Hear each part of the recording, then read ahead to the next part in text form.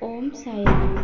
ଆଜିର ସାଇ ସନ୍ଦେଶରେ ବାବା କହୁଛନ୍ତି, ମୋର ସନ୍ତାନ, ବିତି ଯାଇଥିବା ଅତୀତର କଥାକୁ ନେଇକି ତୁମେ ବହୁତ ମନ କଷ୍ଟ କରୁଛ।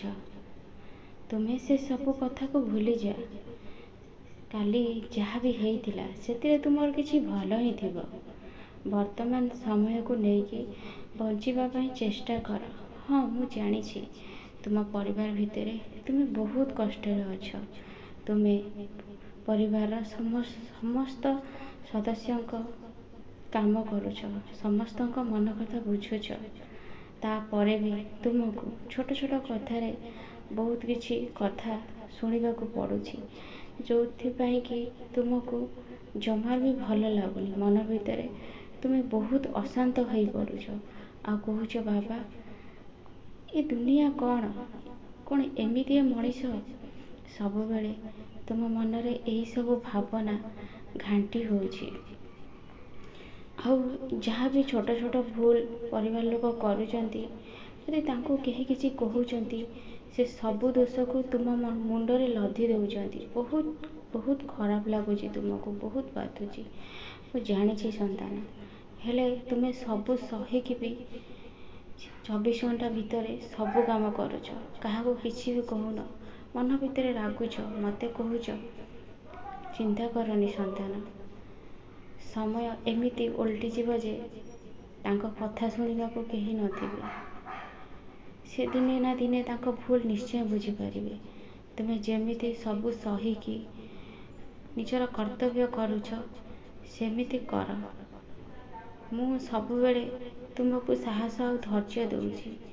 ମୁଁ ତୁମକୁ ସେତିକି ସାହସ ଆଉ ଧୈର୍ଯ୍ୟ ଦେଉଛି ବୋଲି ତ ତୁମେ ଏତେ ସବୁ କଷ୍ଟକୁ ସାମ୍ନା କରିପାରୁଛ ସନ୍ତାନ।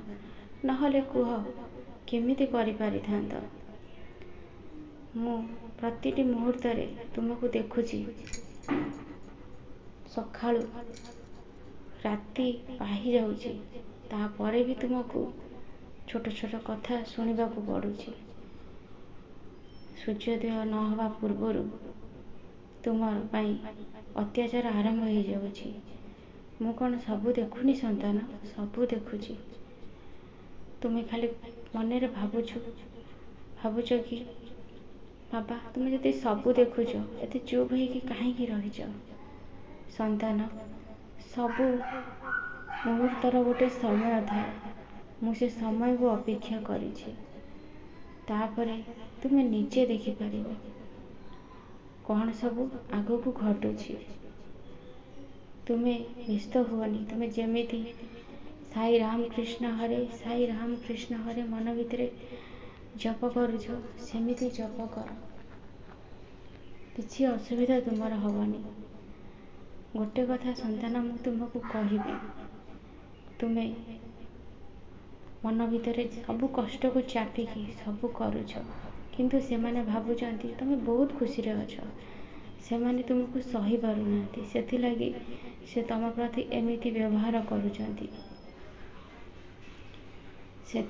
ତୁମେ ସେସବୁରେ ଆଦୌ ମୁଣ୍ଡ ପୁରାନି। କିଏ କ'ଣ କହିଲା, କିଏ କ'ଣ ନ କହିଲା, ତୁମେ ସବୁବେଳେ ମନରେ ଭାବ, ଭଗବାନ ଯାହା କରୁଛନ୍ତି ମୋ ଭଲ ପାଇଁ କରୁଛନ୍ତି, ଆଉ ଯାହା କରିବେ ମଧ୍ୟ ମୋ ଭଲ ପାଇଁ କରିବେ। ମୋତେ କିଏ କ'ଣ କହୁଛି ନ କହୁଛି, ମୁଁ ସେ କଥାରେ ମୋତେ କିଛି ଅସୁବିଧା ହେବନି। ସବୁବେଳେ ଏ ମନରେ ପଜିଟିଭ୍ ଚିନ୍ତାଧାରା ଆଣ ମୋର ସନ୍ତାନ। ସବୁ ଠିକ୍ ହେଇଯିବ।